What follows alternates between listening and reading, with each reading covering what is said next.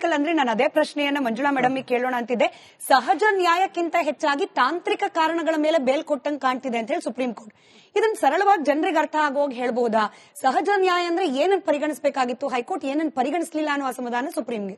Madam, ರಾಜ್ಯದ ಕುತೂಹಲ ಕೆಡಿಸಿರ್ತಕ್ಕಂತ ರೇಣುಕಾಸ್ವಾಮಿ ಕೊಲೆ ಪ್ರಕರಣದಲ್ಲಿ ನಮ್ಮ ಹೈಕೋರ್ಟ್ ನ್ಯಾಯಾಧೀಶರಾಗಿರ್ತಕ್ಕಂತ ಸನ್ಮಾನ್ಯ ಶ್ರೀ ವಿಶ್ವಜಿತ್ ಶೆಟ್ಟಿ ಅವರು 7 ಜನಕ್ಕೆ ಬೇಲ್ ಅನ್ನ ಕಳೆದ ಡಿಸೆಂಬರ್ ನಲ್ಲಿ ಕೊಡ್ತಾರೆ. ಉಳಿದ ಆರೋಪಿಗಳಿಗೆ ಏನ್ ಮಾಡ್ತಾರೆ, ಅದೇ ಜಜ್ಮೆಂಟ್ ಅನ್ನ ಸೆಷನ್ ಕೋರ್ಟ್ ಕನ್ಸಿಡರ್ ಮಾಡಿ ಅವ್ರಿಗೂ ಕೂಡ ಬೇಲ್ ಆಗೋಗುತ್ತೆ. ಇಲ್ಲಿ ಸಹಜ ನ್ಯಾಯ ಮತ್ತು ತಾಂತ್ರಿಕವಾಗಿ ವಿಚಾರಗಳನ್ನ ಅಪ್ಲೈ ಮಾಡಿ ರಿಲೀಫ್ ಕೊಡೋದು, ಆ ತರ ಕಾನೂನಿನ ಪರಿಭಾಷೆಯಲ್ಲಿ ನಾವು ಡಿವೈಡ್ ಮಾಡಕ್ ಆಗೋದಿಲ್ಲ ಮೇಡಮ್. ಪ್ರಕರಣ, ಆರೋಪ ಯಾವುದೇ ಆಗಿರ್ಲಿ ಅದು ಒಂದೇ. ಇಲ್ಲಿ ಟೆಕ್ನಿಕಲ್ ಎವಿಡೆನ್ಸಸ್ ಹೇಗೆ ಪ್ರಕರಣದಲ್ಲಿ ಪ್ರಭಾವ ಬೀರ್ತದೆ ಅಂತ ನಾವು ಹೇಳ್ಬೋದು. ಆಮೇಲೆ ಬೇಲ್ ವಿಚಾರಕ್ಕೆ ಬಂದ್ರೆ ಮೇಡಮ್, ಟ್ರಯಲ್ಲೇ ಬೇರೆ, ಕೇಸ್ ಎವಿಡೆನ್ಸ್ ಲೀಡ್ ಮಾಡೋದೇ ಬೇರೆ. ಇದು ಬೇಲ್ ಏನ್ ನಾವು ಬೇಲ್ ಬಗ್ಗೆ ಒಂದು ಪದ ಹೇಳೋದಾದ್ರೆ, bail is a rule, not a jail is an exception ಅಂತ ಹೇಳ್ತೀವಿ.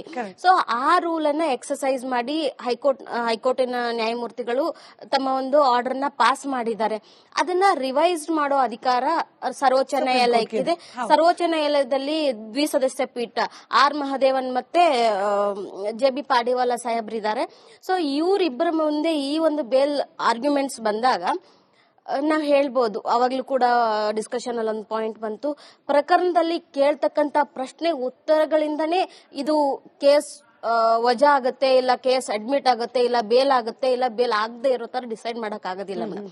ನೋಡಿ, ಈ ಪ್ರಕರಣದಲ್ಲಿ ಏನ್ ಹೇಳಿದ್ದಾರೆ, ಆ ತರ question and answer during the arguments ನಲ್ಲಿ ಕೇಳಿದ್ರು ಕೂಡ ಎಲ್ಲ ಏನು ಪ್ರತಿವಾದಿಗಳಿಗಾಗಿರ್ಬೇಕು, ವಾದಿಗಳಾಗಿರ್ಬಹುದು, ಇಬ್ಬರಿಗೂ ಕೂಡ ಅವಕಾಶ ಕೊಟ್ಟಿದ್ದಾರೆ. 3 ಪುಟಕ್ಕಿಂತ ಹೆಚ್ಚಾಗಿ ನಿಮ್ಮ ಒಂದು ಲಿಖಿತವಾದವನ್ನ ಸಲ್ಲಿಸ್ರಿ, ಅದ್ರೊಳಗಡೆ ಅಂದ್ರೆ ಮೆರಿಟ್ ನ ಕೊಡಿ ಅಂತ.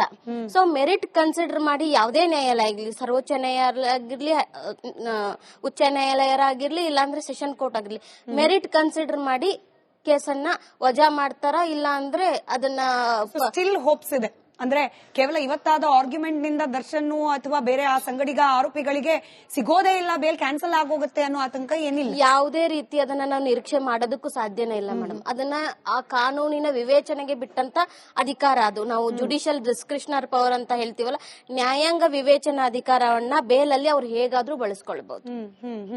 ಇಲ್ಲಿ ಡಿವಿಷನ್ ಬೆಂಚ್ ಇರೋದ್ರಿಂದ ಇಲ್ಲಿ ಕ್ವಶನ್ ಕೇಳಿರೋರು ಜೆ.ಬಿ. ಪಾಡಿವಾಲ ಸಾಹೇಬ್ರು ಮಾತ್ರ, ಆರ್ ಮಹದೇವನ್ ಸಾಹೇಬ್ರು ಏನು ಕೇಳಿಲ್ಲ. ಇಲ್ಲಿ ಡಿಫರೆನ್ಸ್ ಆಫ್ ಒಪಿನಿಯನ್ ಕೂಡ ಬರಬಹುದು.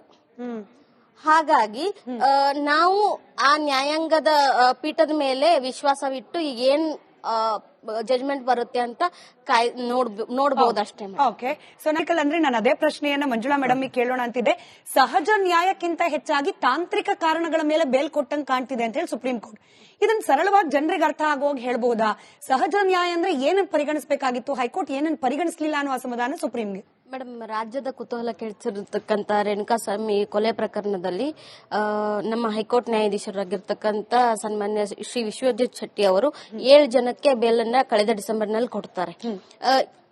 ಉಳಿದ ಆರೋಪಿಗಳಿಗೆ ಏನ್ ಮಾಡ್ತಾರೆ, ಅದೇ ಜಜ್ಮೆಂಟ್ ಅನ್ನ ಸೆಷನ್ ಕೋರ್ಟ್ ಕನ್ಸಿಡರ್ ಮಾಡಿ ಅವ್ರಿಗೂ ಕೂಡ ಬೇಲ್ ಆಗೋಗುತ್ತೆ. ಇಲ್ಲಿ ಸಹಜ ನ್ಯಾಯ ಮತ್ತು ತಾಂತ್ರಿಕವಾಗಿ ವಿಚಾರಗಳನ್ನ ಅಪ್ಲೈ ಮಾಡಿ ರಿಲೀಫ್ ಕೊಡೋದು, ಆ ತರ ಕಾನೂನಿನ ಪರಿಭಾಷೆಯಲ್ಲಿ ನಾವು ಡಿವೈಡ್ ಮಾಡಕ್ ಆಗೋದಿಲ್ಲ ಮೇಡಮ್. ಪ್ರಕರಣ, ಆರೋಪ ಯಾವುದೇ ಆಗಿರ್ಲಿ ಅದು ಒಂದೇ. ಇಲ್ಲಿ ಟೆಕ್ನಿಕಲ್ ಎವಿಡೆನ್ಸಸ್ ಹೇಗೆ ಪ್ರಕರಣದಲ್ಲಿ ಪ್ರಭಾವ ಬೀರ್ತದೆ ಅಂತ ನಾವು ಹೇಳ್ಬೋದು. ಆಮೇಲೆ ಬೇಲ್ ವಿಚಾರಕ್ಕೆ ಬಂದ್ರೆ ಮೇಡಮ್, ಟ್ರಯಲ್ಲೇ ಬೇರೆ, ಕೇಸ್ ಎವಿಡೆನ್ಸ್ ಲೀಡ್ ಮಾಡೋದೇ ಬೇರೆ. ಇದು ಬೇಲ್ ಏನ್ ನಾವು ಬೇಲ್ ಬಗ್ಗೆ ಒಂದು ಪದ ಹೇಳೋದಾದ್ರೆ, bail is a rule, not a jail is an exception ಅಂತ ಹೇಳ್ತೀವಿ. ಸೊ ಆ ರೂಲ್ ಅನ್ನ ಎಕ್ಸರ್ಸೈಸ್ ಮಾಡಿ ಹೈಕೋರ್ಟಿನ ನ್ಯಾಯಮೂರ್ತಿಗಳು ತಮ್ಮ ಒಂದು ಆರ್ಡರ್ ನ ಪಾಸ್ ಮಾಡಿದ್ದಾರೆ. ಅದನ್ನ ರಿವೈಸ್ ಮಾಡೋ ಅಧಿಕಾರ ಸರ್ವೋಚ್ಚ ನ್ಯಾಯಾಲಯಕ್ಕಿದೆ. ಸರ್ವೋಚ್ಚ ನ್ಯಾಯಾಲಯದಲ್ಲಿ ದ್ವಿಸದಸ್ಯ ಪೀಠ ಆರ್ ಮಹದೇವನ್ ಮತ್ತೆ ಜೆ.ಬಿ. ಪಾಡಿವಾಲ ಸಾಹೇಬ್ರಿದ್ದಾರೆ. ಸೊ ಇವರಿಬ್ಬರ ಮುಂದೆ ಈ ಒಂದು ಬೇಲ್ ಆರ್ಗ್ಯುಮೆಂಟ್ಸ್ ಬಂದಾಗ ನಾವ್ ಹೇಳ್ಬೋದು, ಅವಾಗ್ಲೂ ಕೂಡ ಡಿಸ್ಕಷನ್ ಅಲ್ಲಿ ಒಂದು ಪಾಯಿಂಟ್ ಬಂತು, ಪ್ರಕರಣದಲ್ಲಿ ಕೇಳ್ತಕ್ಕಂತ ಪ್ರಶ್ನೆ ಉತ್ತರಗಳಿಂದನೇ ಇದು ಕೇಸ್ ವಜಾ ಆಗುತ್ತೆ, ಇಲ್ಲ ಕೇಸ್ ಅಡ್ಮಿಟ್ ಆಗುತ್ತೆ, ಇಲ್ಲ ಬೇಲ್ ಆಗುತ್ತೆ, ಇಲ್ಲ ಬೇಲ್ ಆಗದೆ ಇರೋ ತರ ಡಿಸೈಡ್ ಮಾಡಕ್ ಆಗೋದಿಲ್ಲ ಮೇಡಮ್. ನೋಡಿ, ಈ ಪ್ರಕರಣದಲ್ಲಿ ಏನ್ ಹೇಳಿದ್ದಾರೆ, ಆ ತರ question and answer during the arguments ನಲ್ಲಿ ಕೇಳಿದ್ರು ಕೂಡ ಎಲ್ಲ ಏನು ಪ್ರತಿವಾದಿಗಳಿಗಾಗಿರ್ಬೇಕು, ವಾದಿಗಳಾಗಿರ್ಬಹುದು, ಇಬ್ಬರಿಗೂ ಕೂಡ ಅವಕಾಶ ಕೊಟ್ಟಿದ್ದಾರೆ. 3 ಪುಟಕ್ಕಿಂತ ಹೆಚ್ಚಾಗಿ ನಿಮ್ಮ ಒಂದು ಲಿಖಿತವಾದವನ್ನ ಸಲ್ಲಿಸ್ರಿ, ಅದ್ರೊಳಗಡೆ ಅಂದ್ರೆ ಮೆರಿಟ್ ನ ಕುಡಿ ಅಂತ. ಸೊ ಮೆರಿಟ್ ಕನ್ಸಿಡರ್ ಮಾಡಿ ಯಾವುದೇ ನ್ಯಾಯಾಲಯ ಆಗಿರ್ಲಿ, ಸರ್ವೋಚ್ಚ ನ್ಯಾಯಾಲಯ ಆಗಿರ್ಲಿ, ಉಚ್ಚ ನ್ಯಾಯಾಲಯರಾಗಿರ್ಲಿ, ಇಲ್ಲಾಂದ್ರೆ ಸೆಷನ್ ಕೋರ್ಟ್ ಆಗಿರ್ಲಿ, ಮೆರಿಟ್ ಕನ್ಸಿಡರ್ ಮಾಡಿ ಕೇಸನ್ನ ವಜಾ ಮಾಡ್ತಾರ, ಇಲ್ಲ ಅಂದ್ರೆ ಅದನ್ನ ಸ್ಟಿಲ್ ಹೋಪ್ಸ್ ಇದೆ.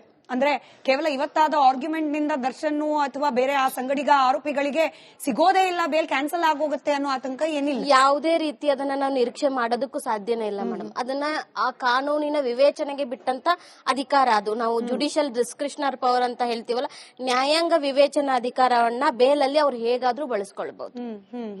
ಇಲ್ಲಿ ಡಿವಿಷನ್ ಬೆಂಚ್ ಇರೋದ್ರಿಂದ ಇಲ್ಲಿ ಕ್ವಶನ್ ಕೇಳಿರೋರು ಜಬಿ ಪಾಡಿವಾಲ ಸಾಹೇಬ್ರು ಮಾತ್ರ, ಆರ್ ಮಹದೇವನ್ ಸಾಹೇಬ್ರು ಏನು ಕೇಳಿಲ್ಲ. ಇಲ್ಲಿ ಡಿಫರೆನ್ಸ್ ಆಫ್ ಒಪಿನಿಯನ್ ಕೂಡ ಬರಬಹುದು. ಹಾಗಾಗಿ ನಾವು ಆ ನ್ಯಾಯಾಂಗದ ಪೀಠದ ಮೇಲೆ ವಿಶ್ವಾಸವಿಟ್ಟು ಈಗ ಏನ್ ಜಜ್ಮೆಂಟ್ ಬರುತ್ತೆ ಅಂತ ನೋಡಬಹುದು ಅಷ್ಟೇ. ಓಕೆ, ಸೊ ನಾಕಲ್ ಅಂದ್ರೆ ನಾನು ಅದೇ ಪ್ರಶ್ನೆಯನ್ನ ಮಂಜುಳಾ ಮೇಡಮ್ ಕೇಳೋಣ ಅಂತಿದ್ದೆ. ಸಹಜ ನ್ಯಾಯಕ್ಕಿಂತ ಹೆಚ್ಚಾಗಿ ತಾಂತ್ರಿಕ ಕಾರಣಗಳ ಮೇಲೆ ಬೇಲ್ ಕೊಟ್ಟಂಗ್ ಕಾಣ್ತಿದೆ ಅಂತ ಹೇಳಿ ಸುಪ್ರೀಂ ಕೋರ್ಟ್. ಇದನ್ನ ಸರಳವಾಗಿ ಜನರಿಗೆ ಅರ್ಥ ಆಗೋಗಿ ಹೇಳ್ಬಹುದಾ? ಸಹಜ ನ್ಯಾಯ ಅಂದ್ರೆ ಏನನ್ನ ಪರಿಗಣಿಸಬೇಕಾಗಿತ್ತು, ಹೈಕೋರ್ಟ್ ಏನನ್ನ ಪರಿಗಣಿಸಲಿಲ್ಲ ಅನ್ನೋ ಅಸಮಾಧಾನ ಸುಪ್ರೀಂಗೆ. ಮೇಡಮ್, ರಾಜ್ಯದ ಕುತೂಹಲ ಕೆಡಿಸಿರ್ತಕ್ಕಂತ ರೇಣುಕಾಸ್ವಾಮಿ ಕೊಲೆ ಪ್ರಕರಣದಲ್ಲಿ ನಮ್ಮ ಹೈಕೋರ್ಟ್ ನ್ಯಾಯಾಧೀಶರಾಗಿರ್ತಕ್ಕಂತ ಸನ್ಮಾನ್ಯ ಶ್ರೀ ವಿಶ್ವಜಿತ್ ಶೆಟ್ಟಿ ಅವರು 7 ಜನಕ್ಕೆ ಬೇಲನ್ನ ಕಳೆದ ಡಿಸೆಂಬರ್ ನಲ್ಲಿ ಕೊಡ್ತಾರೆ. ಉಳಿದ ಆರೋಪಿಗಳಿಗೆ ಏನ್ ಮಾಡ್ತಾರೆ, ಅದೇ ಜಜ್ಮೆಂಟ್ ಅನ್ನ ಸೆಷನ್ ಕೋರ್ಟ್ ಕನ್ಸಿಡರ್ ಮಾಡಿ ಅವ್ರಿಗೂ ಕೂಡ ಬೇಲ್ ಆಗೋಗುತ್ತೆ. ಇಲ್ಲಿ ಸಹಜ ನ್ಯಾಯ ಮತ್ತು ತಾಂತ್ರಿಕವಾಗಿ ವಿಚಾರಗಳನ್ನ ಅಪ್ಲೈ ಮಾಡಿ ರಿಲೀಫ್ ಕೊಡೋದು, ಆ ತರ ಕಾನೂನಿನ ಪರಿಭಾಷೆಯಲ್ಲಿ ನಾವು ಡಿವೈಡ್ ಮಾಡಕ್ ಆಗೋದಿಲ್ಲ ಮೇಡಮ್. ಪ್ರಕರಣ, ಆರೋಪ ಯಾವುದೇ ಆಗಿರ್ಲಿ ಅದು ಒಂದೇ. ಇಲ್ಲಿ ಟೆಕ್ನಿಕಲ್ ಎವಿಡೆನ್ಸಸ್ ಹೇಗೆ ಪ್ರಕರಣದಲ್ಲಿ ಪ್ರಭಾವ ಬೀರ್ತದೆ ಅಂತ ನಾವು ಹೇಳ್ಬಹುದು. ಆಮೇಲೆ ಬೇಲ್ ವಿಚಾರಕ್ಕೆ ಬಂದ್ರೆ ಮೇಡಮ್, ಟ್ರಯಲ್ಲೇ ಬೇರೆ, ಕೇಸ್ ಎವಿಡೆನ್ಸ್ ಲೀಡ್ ಮಾಡೋದೇ ಬೇರೆ. ಇದು ಬೇಲ್ ಏನ್ ನಾವು ಬೇಲ್ ಬಗ್ಗೆ ಒಂದು ಪದ ಹೇಳೋದಾದ್ರೆ, bail is a rule, not a jail is an exception ಅಂತ ಹೇಳ್ತೀವಿ. ಸೊ ಆ ರೂಲ್ ಅನ್ನ ಎಕ್ಸರ್ಸೈಸ್ ಮಾಡಿ ಹೈಕೋರ್ಟಿನ ನ್ಯಾಯಮೂರ್ತಿಗಳು ತಮ್ಮ ಒಂದು ಆರ್ಡರ್ ನ ಪಾಸ್ ಮಾಡಿದ್ದಾರೆ. ಅದನ್ನ ರಿವೈಸ್ ಮಾಡೋ ಅಧಿಕಾರ ಸರ್ವೋಚ್ಚ ನ್ಯಾಯಾಲಯಕ್ಕಿದೆ. ಸರ್ವೋಚ್ಚ ನ್ಯಾಯಾಲಯದಲ್ಲಿ ದ್ವಿಸದಸ್ಯ ಪೀಠ ಆರ್ ಮಹದೇವನ್ ಮತ್ತೆ ಜಬಿ ಪಾಡಿವಾಲ ಸಾಹೇಬ್ರಿದ್ದಾರೆ. ಸೊ ಇವರಿಬ್ಬರ ಮುಂದೆ ಈ ಒಂದು ಬೇಲ್ ಆರ್ಗ್ಯುಮೆಂಟ್ಸ್ ಬಂದಾಗ ನಾವ್ ಹೇಳ್ಬೋದು, ಅವಾಗ್ಲೂ ಕೂಡ ಡಿಸ್ಕಷನ್ ಅಲ್ಲಿ ಒಂದು ಪಾಯಿಂಟ್ ಬಂತು, ಪ್ರಕರಣದಲ್ಲಿ ಕೇಳ್ತಕ್ಕಂತ ಪ್ರಶ್ನೆ ಉತ್ತರಗಳಿಂದನೇ ಇದು ಕೇಸ್ ವಜಾ ಆಗುತ್ತೆ, ಇಲ್ಲ ಕೇಸ್ ಅಡ್ಮಿಟ್ ಆಗುತ್ತೆ, ಇಲ್ಲ ಬೇಲ್ ಆಗುತ್ತೆ, ಇಲ್ಲ ಬೇಲ್ ಆಗದೆ ಇರೋ ತರ ಡಿಸೈಡ್ ಮಾಡಕ್ ಆಗೋದಿಲ್ಲ ಮೇಡಮ್. ನೋಡಿ, ಈ ಪ್ರಕರಣದಲ್ಲಿ ಏನ್ ಹೇಳಿದ್ದಾರೆ, ಆ ತರ question and answer during the arguments ನಲ್ಲಿ ಕೇಳಿದ್ರು ಕೂಡ ಎಲ್ಲ ಏನು ಪ್ರತಿವಾದಿಗಳಿಗಾಗಿರ್ಬೇಕು, ವಾದಿಗಳಾಗಿರ್ಬಹುದು, ಇಬ್ಬರಿಗೂ ಕೂಡ ಅವಕಾಶ ಕೊಟ್ಟಿದ್ದಾರೆ. 3 ಪುಟಕ್ಕಿಂತ ಹೆಚ್ಚಾಗಿ ನಿಮ್ಮ ಒಂದು ಲಿಖಿತವಾದವನ್ನ ಸಲ್ಲಿಸ್ರಿ, ಅದ್ರೊಳಗಡೆ ಅಂದ್ರೆ ಮೆರಿಟ್ ನ ಕುಡಿ ಅಂತ. ಸೊ ಮೆರಿಟ್ ಕನ್ಸಿಡರ್ ಮಾಡಿ ಯಾವುದೇ ನ್ಯಾಯಾಲಯ ಆಗಿರ್ಲಿ, ಸರ್ವೋಚ್ಚ ನ್ಯಾಯಾಲಯ ಆಗಿರ್ಲಿ, ಉಚ್ಚ ನ್ಯಾಯಾಲಯರಾಗಿರ್ಲಿ, ಇಲ್ಲಾಂದ್ರೆ ಸೆಷನ್ ಕೋರ್ಟ್ ಆಗಿರ್ಲಿ, ಮೆರಿಟ್ ಕನ್ಸಿಡರ್ ಮಾಡಿ ಕೇಸನ್ನ ವಜಾ ಮಾಡ್ತಾರ, ಇಲ್ಲ ಅಂದ್ರೆ ಅದನ್ನ ಸ್ಟಿಲ್ ಹೋಪ್ಸ್ ಇದೆ. ಅಂದ್ರೆ ಕೇವಲ ಇವತ್ತಾದ ಆರ್ಗ್ಯುಮೆಂಟ್ ನಿಂದ ದರ್ಶನ್ ಅಥವಾ ಬೇರೆ ಆ ಸಂಗಡಿಗ ಆರೋಪಿಗಳಿಗೆ ಸಿಗೋದೇ ಇಲ್ಲ, ಬೇಲ್ ಕ್ಯಾನ್ಸಲ್ ಆಗೋಗುತ್ತೆ ಅನ್ನೋ ಆತಂಕ ಏನಿಲ್ಲ. ಯಾವುದೇ ರೀತಿ ಅದನ್ನ ನಾವು ನಿರೀಕ್ಷೆ ಮಾಡೋದಕ್ಕೂ ಸಾಧ್ಯನೇ ಇಲ್ಲ ಮೇಡಮ್. ಅದನ್ನ ಆ ಕಾನೂನಿನ ವಿವೇಚನೆಗೆ ಬಿಟ್ಟಂತ ಅಧಿಕಾರ ಅದು. ನಾವು ಜುಡಿಷಿಯಲ್ ಡಿಸ್ಕ್ರಿಷನರ್ ಪವರ್ ಅಂತ ಹೇಳ್ತೀವಲ್ಲ, ನ್ಯಾಯಾಂಗ ವಿವೇಚನಾ ಅಧಿಕಾರವನ್ನ ಬೇಲಲ್ಲಿ ಅವ್ರು ಹೇಗಾದ್ರೂ ಬಳಸ್ಕೊಳ್ಬಹುದು. ಇಲ್ಲಿ ಡಿವಿಷನ್ ಬೆಂಚ್ ಇರೋದ್ರಿಂದ ಇಲ್ಲಿ ಕ್ವಶನ್ ಕೇಳಿರೋರು ಜಬಿ ಪಾಡಿವಾಲ ಸಾಹೇಬ್ರು ಮಾತ್ರ, ಆರ್ ಮಹದೇವನ್ ಸಾಹೇಬ್ರು ಏನು ಕೇಳಿಲ್ಲ. ಇಲ್ಲಿ ಡಿಫರೆನ್ಸ್ ಆಫ್ ಒಪಿನಿಯನ್ ಕೂಡ ಬರಬಹುದು. ಹಾಗಾಗಿ ನಾವು ಆ ನ್ಯಾಯಾಂಗದ ಪೀಠದ ಮೇಲೆ ವಿಶ್ವಾಸವಿಟ್ಟು ಈಗ ಏನ್ ಜಜ್ಮೆಂಟ್ ಬರುತ್ತೆ ಅಂತ ನೋಡಬಹುದು ಅಷ್ಟೇ. Okay, so